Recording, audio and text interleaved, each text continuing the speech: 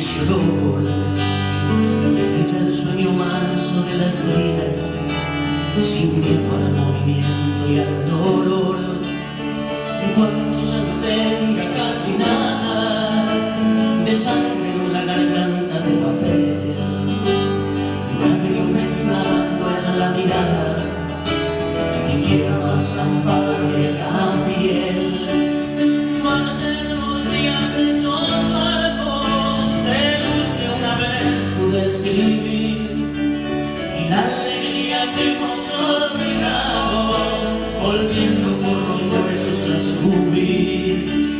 Yo me alimento con una quimera en que los ojos al sol verán brillar los brazos de mi padre en las banderas, y una ceniza negra, y una ceniza negra, y una ceniza negra que se va.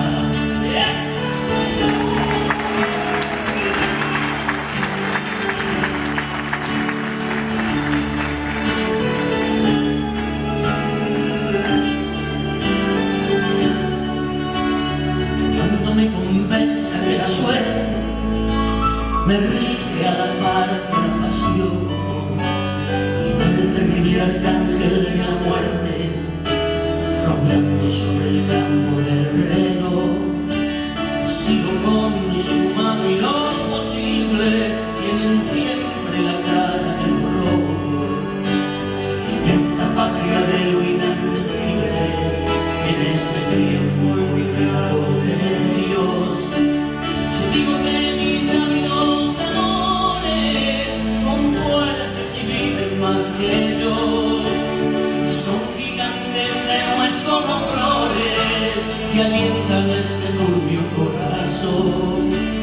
Los alimento con una quimera en que los ojos al sol verán brillar los brazos de mi padre en las banderas, y una ceniza negra, y una ceniza negra, y una ceniza negra que se va. Y una ceniza negra, y una ceniza negra, y una ceniza negra que se va.